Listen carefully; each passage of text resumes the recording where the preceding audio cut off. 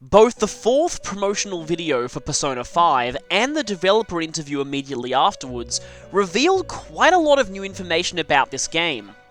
And not just through the actual visuals of it, but through the text too. In this video, I've decided to analyze mainly the text you can find in these trailers, by translating some of it and offering my thoughts on as to exactly what it's revealing.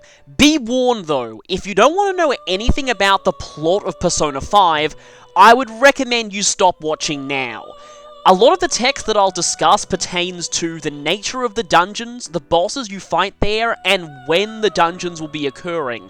So, all pretty significant plot details. But, if you do want to know, continue on. I'm actually going to be starting with the developer interview, because that actually revealed a bit more in terms of concrete gameplay. The first thing we see appears to be footage of the art gallery dungeon. The date here is the 2nd of April, and this actually is quite suspect. I'll get into why later on, but I personally don't think this is the actual date this dungeon will happen on. Below the date, it says after school, which implies that, like Persona 4, you'll be visiting the dungeons after school and not at night time. Or does it? Again, I'll talk more about that later.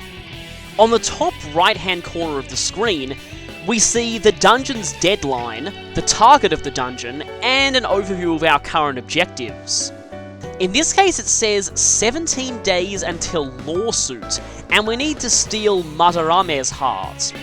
As a refresher, the Phantom Thieves of Hearts go into the Palace, which is a world made up of people's minds, and aim to steal the hearts of corrupt adults, which probably involves fighting manifestations of their corruption as bosses. Also, early trailers heavily implied that each of the bosses will be based on one of the 7 deadly sins. Madarame is this guy, who we see being very creepy and terrifying in the 4th trailer. He's the mentor of Yusuke Kitagawa, one of your party members, who took him in after his parents passed away, but apparently he's been stealing Yusuke's artwork and passing it off as his own. Given this, I'd say he represents the deadly sin of envy, and others have pointed out that his boss form is most likely those giant painting eyes that appeared in one of the earlier trailers. But the time limit for the dungeon, 17 days until lawsuits. I'm not entirely sure what that means exactly, but here's my theory. Maybe Madarame is planning on suing Yusuke and claiming that they were his paintings and Yusuke is the one who's stealing. That would certainly be cause to take him down before that deadline. We also have 2 objectives listed below this. Aim for the depths of the treasure house and break through the distorted labyrinth. The first of these is in quotes, so my guess is that's like the title of this mission, and the second is a description of what you actually have to do in the mission. Which in this case pretty much is just go through the dungeon. The last thing we can gather from here though is, that thing in the bottom right hand corner that is question marks, that normally shows the location you're in. But why is there question marks here? Originally I thought, due to the early dates, and most Persona games tend to start around April, that this was actually one of your first times in the other world, and you just randomly made your way in here and have no idea where you are, hence the question marks. But I think that's actually a bit suspect, because like I said, I don't trust the date in this one. The main reason for this is that in the 4th trailer, we see clearly the same dungeon, with the same objectives in the top right corner of the screen, but the date is the 28th of May and it's nighttime. The location, however, is still question marks. Now, given this, and that the enemies that you're fighting here are around level 11, so a bit stronger than early game enemies, and that you clearly have Yusuke in your party at this point, who definitely doesn't join you right from the beginning, I think this is the real date and time that you visit this dungeon, and the earlier one was maybe just some kind of a demo. Because as we'll see later, the April dungeon is something else entirely. Interview, we see the protagonist sneaking up on an enemy from behind and pulling its mask off, which triggers the start of a fight with a chance indicator. There's been a bit of debate as to what exactly this chance refers to, but reading Morgana's text here, I think I know. They say, a chance for a preemptive strike. Let's go! This is as I suspected. Sneaking up on enemies and pulling off their masks is the way that you get first strikes on enemies on the field now. It's certainly a lot cooler than just hitting the enemy with a weapon on the field screen, that's for sure. Now the enemies we're fighting here appear to be Kurama Tengus. It's been shown in earlier trailers that you actually fight demons now rather than just generic shadows. Except there's something weird in this case, because these enemies are clearly not called Kurama Tengu. If you look at the name that's listed there in the top left-hand corner, they're actually called something along the lines of Foolish Hermits. And just as a bit of random trivia, that hermit there is Yamabushi, which is the Japanese name of the Great Master class in Fire Emblem Fates. It basically refers to hermit priests who live on mountains. So this enemy looks like a demon, but its name seems to indicate more of the shadow enemy names that we got in Persona 3 and 4. Later in the interview, we also see a demon, in this case a Nue, that also has a more shadow-like name. The best translation I could come with this one is Night-Crying Chimera. The characters in the second word are something along the lines of mixed or combined and beast, so Chimera was the best I could do there. However, later on, we see the gang fighting an Agarthion, another demon from the Shin Megami Tensei series, that is clearly labelled as an Agarthion, and a Selkie that is clearly labelled as a Selkie. So I'm really not sure what's going on here. Why some of the demons have their usual names and why others just have titles. Now if you look closely at the clip as the Phantom pulls off this enemy's mask, the shadow or shadow-possessed person, not really sure, falls to the ground, the mask also falls, and the fragments of the mask burst into the enemies, in this case these Kurama Tengu demons. This would seem to indicate that the mask itself is the source of the demons, which at one point made me wonder if you only fight these demons if you get a preemptive strike, and if you don't, you just fight regular shadows. And that regular shadows would get these kind of names, and the demons would get their actual names. That doesn't seem to be the case here, because these things emerge from a mask but still have just titles rather than their actual demon name. I also originally thought that by fighting the demons themselves that come out of the mask, that would be how you guarantee getting a new persona from a fight, whereas if you did not get a preemptive strike, you wouldn't have the opportunity to do that. But this still doesn't seem to be really true given the evidence, so I am honestly not sure what's going on with the enemy names in this game yet. Anyway, let's talk about the interface. Others have already mentioned the main commands, although guard being on X is gonna really mess with my muscle memory when I end up playing this. But I want to talk about the commands that appear on the bottom there. L1 is analyze, just like it is in the other Persona games, although there is an option on R1 called assist, which I'm not quite sure what it does. My guess is that maybe this lets you call in party members who aren't active in the battle to do like an assist attack, like in Persona 4 Golden, except you actually get to choose when to do it rather than it being random. Rush is now assigned to the options button on the PlayStation 4, which would probably be select on a PS3. That's going to mean Rush is a lot harder to accidentally hit when you don't want to use it, and I'm definitely glad for that. Down on the D-pad seems to be maybe passing your turn to the next person in line from the looks of it, and left and right seem to cycle through the different enemies.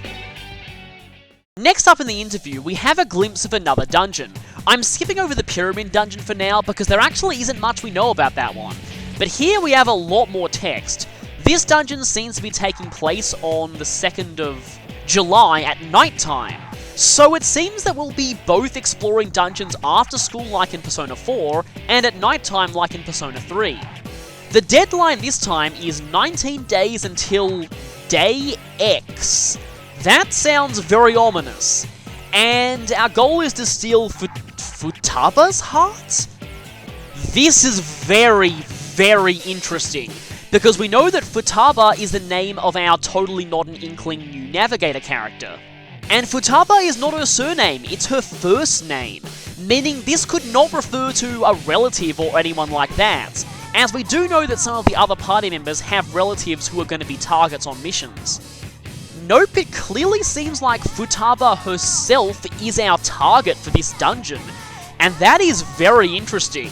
This means that this hacker girl might actually be a villain before she joins the team. Now in the trailers, we clearly see Futaba being on the team providing support in the Pyramid Dungeon, which according to this screenshot, takes place on the 1st of August, which would be after that dungeon shown before. More evidence that she could actually be fought as a boss before she joins the team. The location of this dungeon is Laundering Office, as in money laundering, and our objectives are to open the large door in the Great Hall and investigate the protected place. My guess is that's some kind of safe. Wait a minute. We can see the safe just afterwards in the interview video, but the safe is exactly the same as the one in the background when Flyman here is introducing himself. This guy is clearly a boss representing either gluttony or greed, and I have a pretty good idea as to what his boss form is going to be, but I'll explain that later. For now though, this seems strange. Clearly you'd think this guy would be the target for this dungeon, and not Futaba. But back in the 4th trailer, we see a clip that is clearly from the exact same day, in a place that looks very similar, except this time it's identified as the bank front hall, and there's a totally different target and deadline here. 8 days until pictures leaked, and we need to steal Kinjo's heart. Our objective is to search for the treasure's location and search for a way to get in from underground. It seems pretty likely that this is the same dungeon, and that Kinjo is the Flyman. Kinjo is a name that's associated with aspirations for wealth, which makes total sense, but it also means impenetrable fortress, which is quite an intimidating sounding name. But wait a minute, this is the same day, and yet we have a totally different deadline here. It's now 8 days, and our event that's going to happen is pictures being leaked, not day X. Perhaps the bank/laundering hall dungeon has 2 bosses, like Yukiko and Rise's dungeons back in Persona 4. And since the deadline for day X is later, maybe you'll beat the Flyman and then Futaba will become the villain for the dungeon. This sounds really interesting. I can't wait to see what actually happens. This is the last time I'll be showing a picture that involves a deadline, and I will say that I quite like how there are unique reasons for having a time limit on all of these dungeons, as opposed to Persona 4 where it's just like, save this person before they die, or Persona 3 where it's like, this many days until giant boss attacks. Here every dungeon seems to have its own unique story and its own unique reason for being on a time limit, which is pretty cool. Next in the interview, we see footage of an actual battle, and our first look at Carmen and Persona's skills. As was pretty obvious from an earlier trailer, she specializes in fire magic, and at this point she has Agi, Maragi, Dia, Dormina, which was a skill from an earlier Shin Megami Tensei game that inflicted sleep, and Taruunda. So while Carmen seems to specialize in fire magic and healing, she also has status ailments, which is pretty fitting for someone who was a seductress in their stories.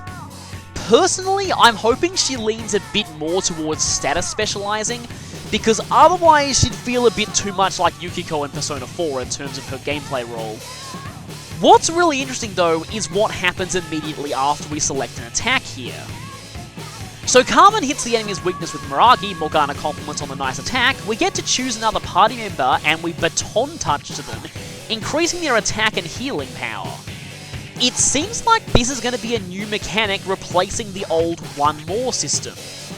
It's actually pretty similar in execution, except that instead of the user getting another attack, you pass off the attack to a different party member of your choice, and they immediately get to make a move. In a lot of ways, this emphasizes the teamwork aspect of Persona a lot better than the One More system did, and it does lead to some interesting combinations. Now I'm guessing the attack and healing power increase is just a one-time thing, just for this turn. The healing is probably so that, if you're so inclined, you can use your One More off of an enemy's weakness to actually get an extra heal on your party instead of an extra attack, and get an increased heal at that, which would be a very good way to get out of some tight spots.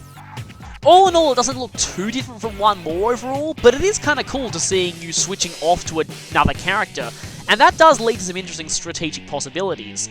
Now, we get to see Ryuji's persona, Captain Kid's skills here. He has Zio, Tarukaja, Headbutt, which is a new move, Bash, and Mazio. I guessed originally that Ryuji would specialise in thunder magic, but he does seem to be more of a physical fighter overall. To me, Ryuji's skill set seems to evoke Junpei's, but with Kanji's elements. My guess is that his thunder magic will not be too strong, it'll only be really useful for getting baton touches, and his main power will come from physical attacks, but his buffs will still be very useful. Just like Junpei, really. Next we get a glimpse of what is, in my opinion, the coolest victory screen in any RPG. This is never going to get old. After that, we see a dungeon called the Old Castle. The deadline is 1 day until expelled, and the target is Kamoshida. Our objectives are to look for the tower with the treasure house, which is a term that was used in an earlier thing as well, so I'm guessing treasure house is a recurring thing here. Maybe since our target is the corrupt heart, maybe treasure house is just the thief's name for where the boss of the dungeon is. And we also have look for the way you came through before. This is kind of interesting. The date is the 2nd of April, and it's after school. This is the same date we saw on that Art Gallery dungeon earlier, but personally, I think this is the real April dungeon of the game, and I believe this is the first one. For one, you obviously couldn't do much else in the game if you got expelled this early, so that's a very present threat. And also it being called the Old Castle. One of the earlier trailers showed the protagonist and Ryuji finding that the school had been turned into a castle. Given the way they were talking and their meeting with Morgana here, it's pretty obvious this is the first time they're encountering the other world. Which would mean this is most likely the first dungeon. The way you came through before is probably the path they took to accidentally enter this place the first time, and here they're coming back to it for, as a real mission. A little bit later, we see Morgana pointing out that she's found a treasure chest. Standard Navigator stuff, basically. A Dengeki PlayStation article gave a closer look at the boss of this dungeon, Kamoshida, who's probably our first villain for the game. He's a corrupt gym teacher at the school who threatens to have the protagonist expelled, and is lusting after Anne. We've seen his boss form quite a few times in trailers, but here we actually get a look at this boss's name. Kamoshida Asmodeus Suguru. I'm not really sure what the Suguru is, but clearly this boss is Kamoshida's monster form, Asmodeus. This is significant because Asmodeus is the demon representing the deadly sin of lust. I originally had this boss pegged as gluttony, but if he's stalking Anne, then lust fits too. But the name of the boss being Asmodeus actually fits a theory that I had earlier. I thought that since the regular enemies were actually SMT demons, maybe the bosses would be too. And it turns out that all of the demons traditionally representing the 7 deadly sins are in fact summoned in the SMT and Persona series already. We have Asmodeus for lust, but we also have Belphegor for sloth, Mammon for greed, Leviathan for envy, Beelzebub for gluttony, Lucifer for pride, and Satan for wrath. Considering we already have a fly-themed boss, this is probably what our main bosses are going to be for this game. This guy is most likely going to turn into Beelzebub, though he's the demon of gluttony, not greed, as I'd expect from this character. Oh well. That means that Matarame's boss form will probably be Leviathan, though I'm not really sure how you can get Leviathan out of 2 giant painting eyes, but we haven't really seen the rest of the boss's body. As for who the other bosses are, I'm not really sure, but my guess is that Lucifer and Satan will both be quite late game bosses, though I doubt they'll actually be the final bosses, because the first trailer had Latin names for 2 extra sins at the end, Hollowness and Nothingness. I'm guessing those are the 2 real final bosses of the game. Anyway, back to Asmodeus. We still have the mission display here, and it's listed as Settle Things with Kamoshida, and the one below says Get Kamoshida's Attention. I'm not sure if this was your objective immediately before the fight, or if this is some kind of hint in the actual boss fight. Maybe you can do something to distract him and that leaves him open or something like that? I'm not really sure. Also notable, the left and right D-pad options on the bottom commands menu don't seem to be there, which would imply this is the only enemy on the field, and as such, that name there at the top, Kamoshida Asmodeus Suguru, refers entirely to this one entity. On the subject of bosses, we got a brief glimpse of the boss of the Pyramid Dungeon, which looks to be some kind of Sphinx type thing, but I'm really not sure which of the sins it could represent or which one of the demons. Wrath, maybe? I'm not sure. Something we see later in the 4th trailer that is probably connected to the first dungeon, considering that we see the name Old Castle on this list, is some kind of infiltration log. In the background, the katakana there says Kamoshida Palace, which probably means we're in Kamoshida's dungeon here. I don't think that's the official name of it though, I think it's still called the Old Castle. On the bottom of the list we have infiltrated the inside walls of the castle and safe room discovered. My guess is the safe room is a place where you can just talk to your party members, switch up your party, maybe heal, maybe go to the Velvet Room, kinda like that.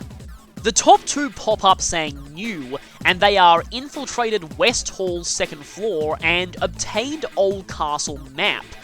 This seems to indicate two things. Firstly, that you actually do find maps within the dungeons, and if you do find maps, this definitely confirms the dungeons are actually fixed and not randomly generated anymore. My theory as to when this screen appears is that it shows up after you exit a dungeon without fully completing it, giving you a recap on what you accomplished that day of exploration.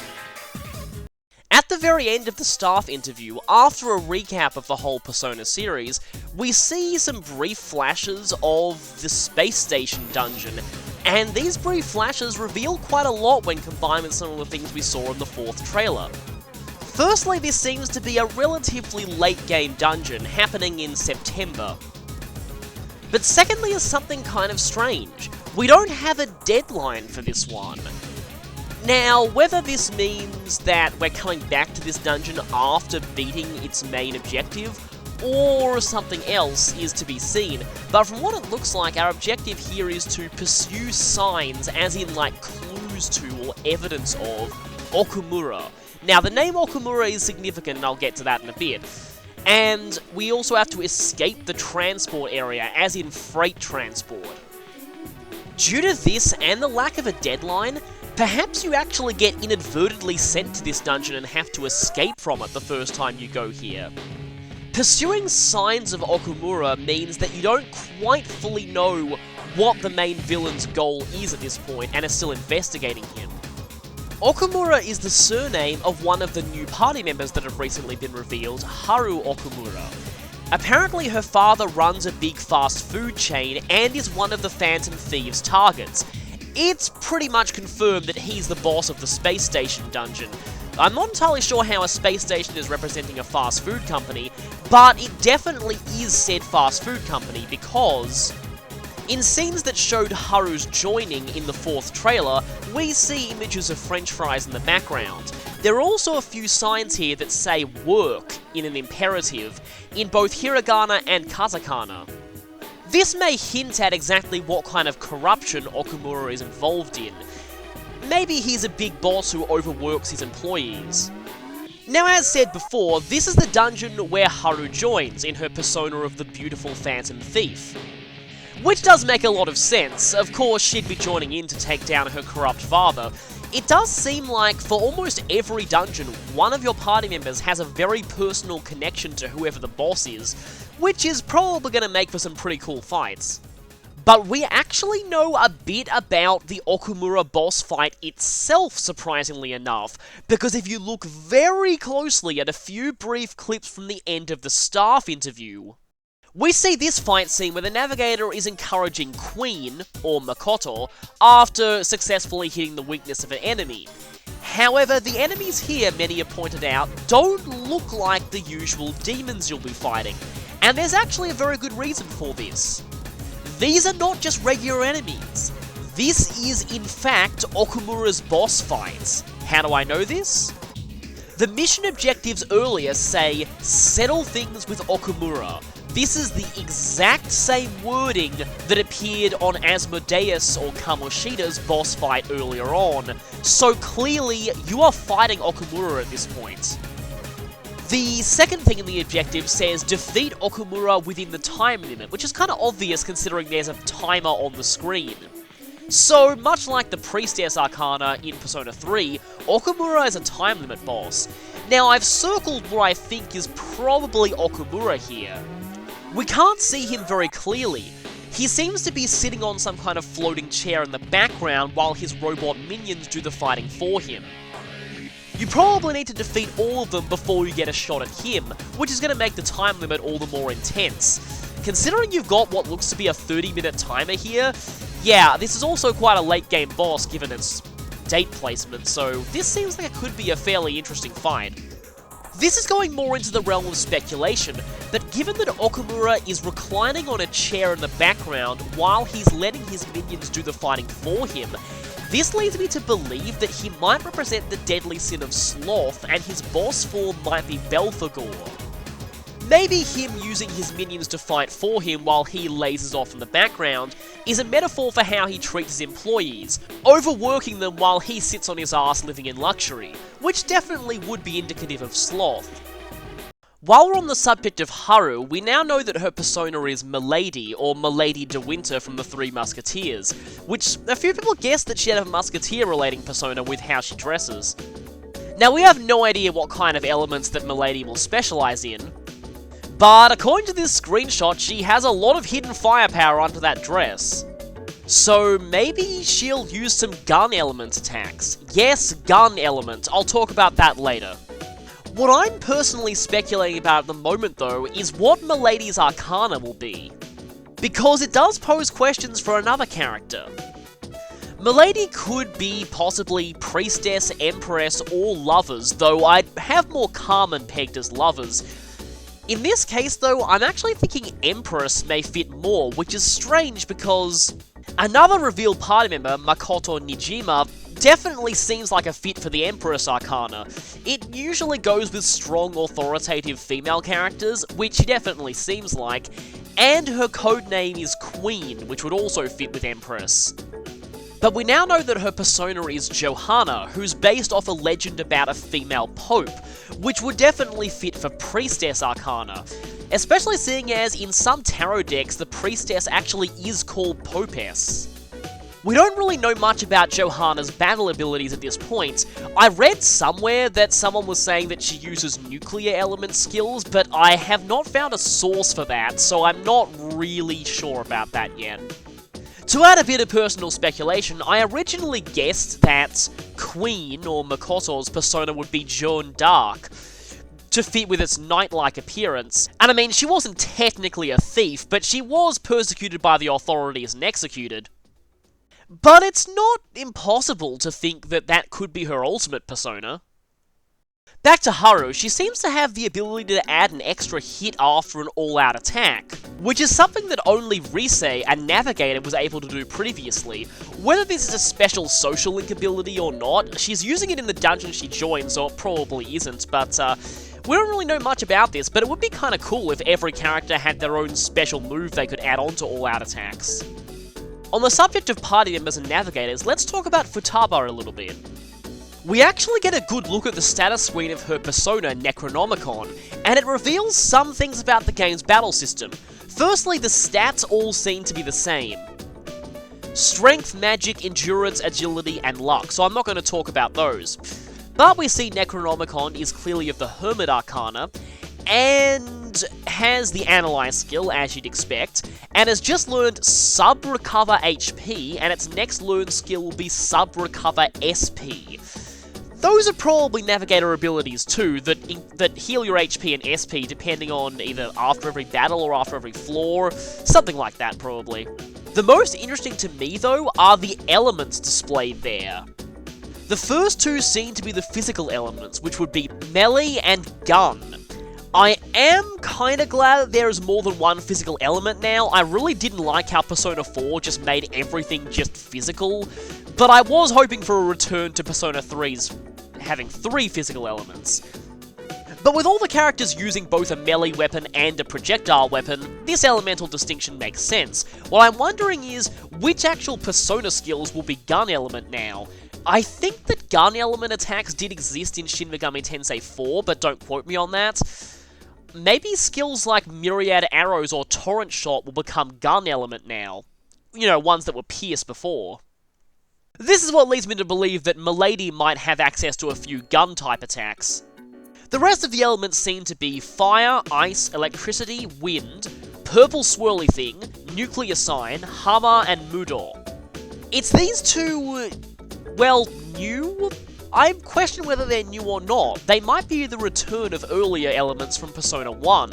Some people are saying that the purple swirly thing could be gravity. Some have said it could be status elements, but I don't think that's true. As you can see with Carmen's elements here, status elements are represented by a purple splatter, not a purple swirly thing. So it's probably gravity.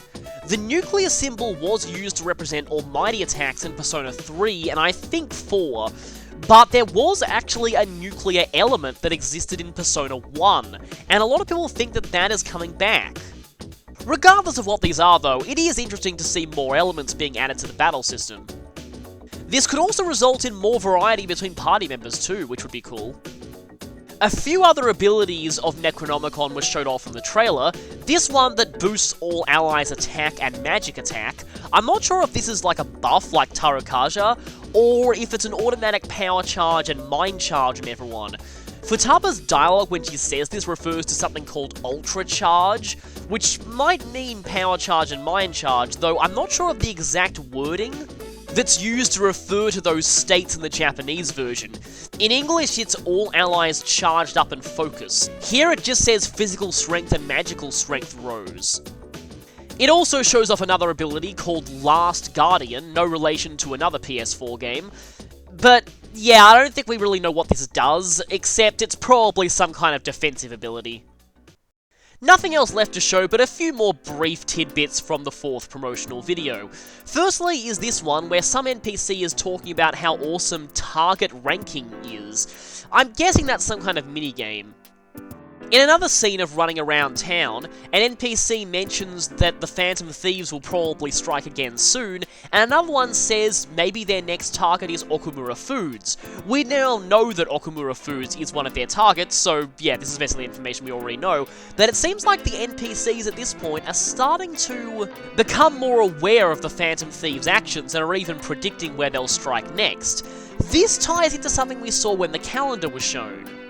In the bottom right hand corner of this screen, there's a thing here that says Phantom Thief Channel, and it's asking a question, do you believe in the Phantom Thieves of Hearts?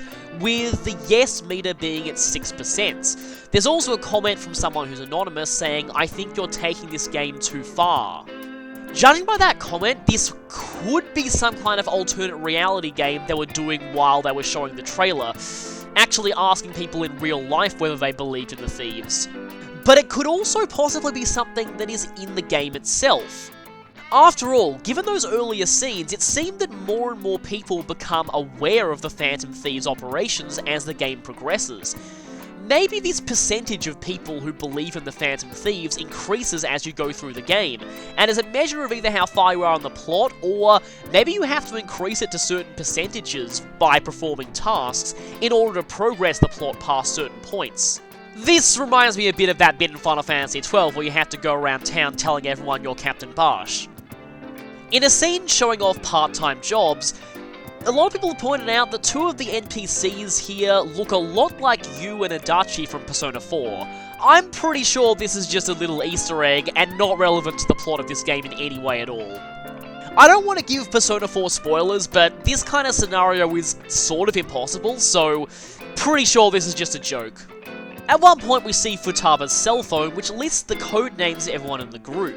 Joker, which is the main character, Skull, which is Ryuji, Queen, which is Makoto, Panther for Anne, Inari, which is a Japanese god of foxes for Yusuke, who wears a fox mask, so that makes sense, and Noir, which we now know as Haru. Makes sense given that her persona is French-themed.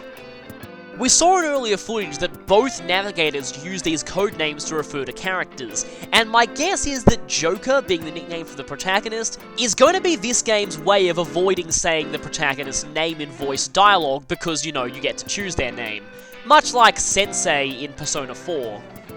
We get a brief glimpse about what the new Die For Me animation looks like. We can see this is clearly Alice being summoned, and if you read Japanese you can tell this says Die For Me. And it apparently involves teddy bears with dynamite strapped to them running at the enemy, which is interesting. We also see in scenes of the Velvet Room 2 guillotines with V's on them. Some people have speculated that this could be either how this game handles Persona fusions, or some sacrifice fusion mechanic that appeared in some Shin Megami Tensei games and in Persona Q could be returning, and done with these guillotines. Speaking of the Velvet Room, one final thing that I want to show. At the very end of the trailer, we finally get to see Igor deliver his classic line. Or do we? ようこそ私のベルベットルームへ。 If you understand Japanese, you can tell that Igor actually said welcome to my Velvet Room there, not welcome to the Velvet Room. I'm pretty sure that this is actually not the way he worded it earlier in the Japanese version. I've heard the Japanese version of Persona 4 Arena, and I'm pretty sure he says Yokoso Velvet Room e, which is just welcome to the Velvet Room, in that version. Here he says Watakushi no Velvet Room, my Velvet Room. I don't know if there's any significance in this different wording. The emphasis on my Velvet Room could probably be just to reassure Japanese fans that Igor is in fact returning, because his voice actor passed away. But I don't know, to me it feels like this different wording couldn't be just a coincidence. This could relate to the Velvet Room being depicted as a prison in this game, and the protagonist really doesn't seem like he's entering this place by choice. I mean, none of the other protagonists did either, but they seem to enter the Velvet Room on much friendlier terms. Here it almost feels like the protagonist is being dragged in there. And so Igor emphasizing that this is his room and not the protagonist's would seem to fit with that. On that note, I'll leave you. I am super hyped for this game like a lot of people, and I can't wait to see how these dungeons, boss fights, and party members work out then. Until then, I hope you've enjoyed this analysis video.